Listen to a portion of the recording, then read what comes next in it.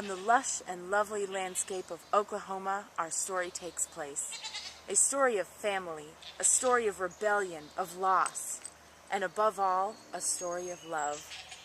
For without love, there can be no family, there can be no loss, and there is no one to rebel against. It begins with a noble man, a chief of the Cherokee tribe in 1879. Dad, tell me again how you met Mom. Well, son, you know I'm a Baptist reverend, so I came from a white man colonies as a missionary for the tribe. So, you met Mom while teaching our people about the Bible? But you're treated differently from other white men that come and go. Oh, that's because I married your mother. Cherokee tradition dictates that when a Cherokee woman marries an outsider like me, her spouse becomes part of the Cherokee tribe, as well as the rest of her children. As an adult, Bushyhead began his political career in 1848 when he was elected as clerk of the Cherokee National Committee. But the very next year, he left his position to search for gold in California. 18 long years later, Dennis Bushyhead returned to his tribe. In 1871, he was elected as treasurer of the Cherokee Nation and served for 8 years and was then elected as principal chief. Chief, it's almost the end of your second term. You've served admirably, and I'll be sad to see you go. But what's your plan after your term ends? I would like to help negotiate the sale of the Cherokee Strip.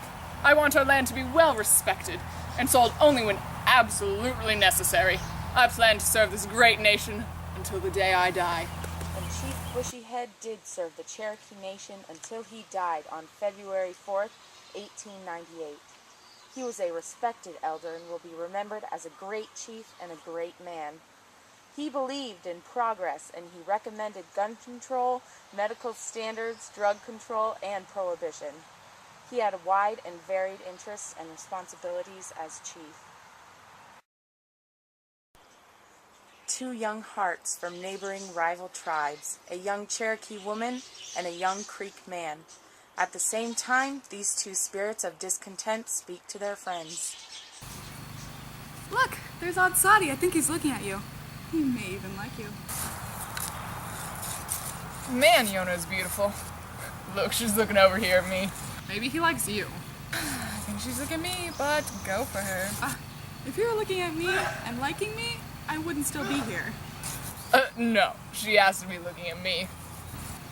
So, why don't you go talk to him anyways? You can tell him I'm not interested.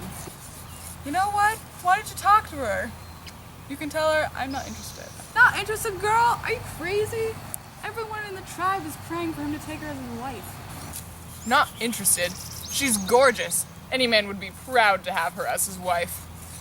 Well, I don't know. I mean, sure, he's good looking, but he's so boring. I'll get married when I find the right guy. Well, yeah, she's good looking, but the same as every single other girl in the tribe. Well, okay, but I don't think you're gonna find anyone more right than him. Which means you won't find anything better. I don't think I want to take a husband at all. He's the best I can get. Then you know what? I don't think I'll take a wife at all. That's the best I can do.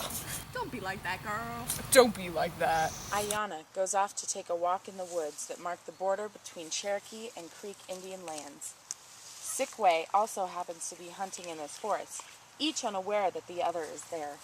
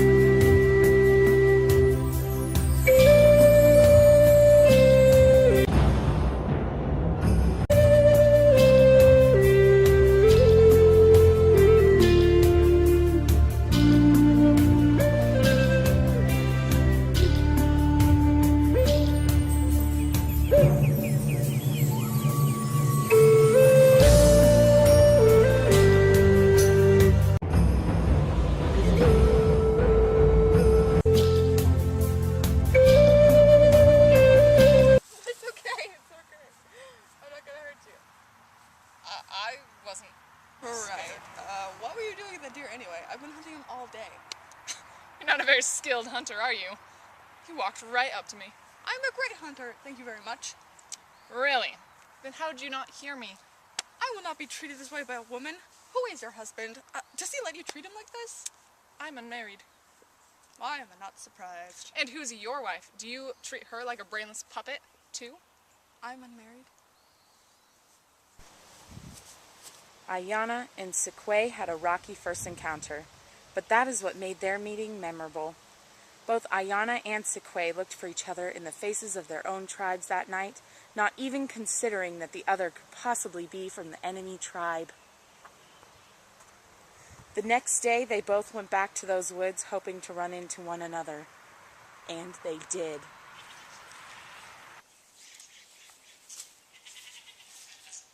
Who are you? My name is Sequoia. Ayana. That's a Cherokee name. Are you Cherokee? Yes, of course I am. Are you saying you aren't? I'm Creek. Oh, imagine what our tribes would say if they saw us together. I have to go. But he did not stay away for long. Why are you back? Who cares what our tribes think? I've never met anyone like you. I've never met anyone like you either. And so it began. Sequay and Ayana met in the forest most days. As their love grew, it became harder and harder to hide it. They knew eventually someone would find them. Hi, Yana. Where does she go every day? Where does Sequoia run off to every day? When I find her. When I find him! Do you hear something? Ayana, what are you doing with him? He's Creek. Sequoia, what are you doing with her? She's Cherokee! I love him, is that so wrong? Our tribes are mortal enemies. Yes! Why couldn't you two pick from your own tribes? Because I don't love them. Ayana, don't listen to them. You're my everything. I love you. Will you marry me? Yes. Are you kidding? Do you understand what will happen to you? I don't care. If my tribe can't support us, then I don't want anything to do with you anymore. You can't be serious. We are. Sequay and Ayana's friends each went back to their tribes to tell their chiefs about Sequay and Ayana. The two lovers each faced their chiefs and were disowned by both tribes for their betrayal. Now married and disowned in one day, they were left with nothing but each other. They departed from their homes, facing the unknown, armed with the power of love alone. But I'll tell you a secret. They made it. What is so funny? Take two, bushy head. No. No, we were doing so good.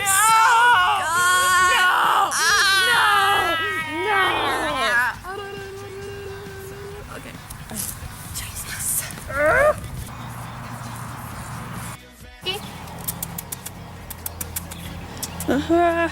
Whiskey. Oh, precious. Keep going. Oh. Oh, Daisy's being behind you. I mean, first time I can't. You're the cutest thing ever, you know that?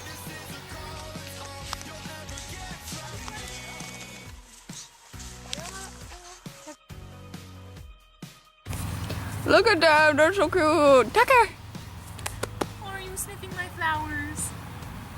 That's nasty.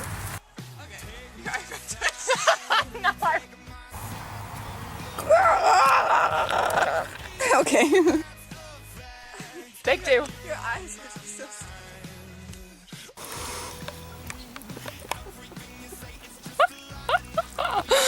Why is it like...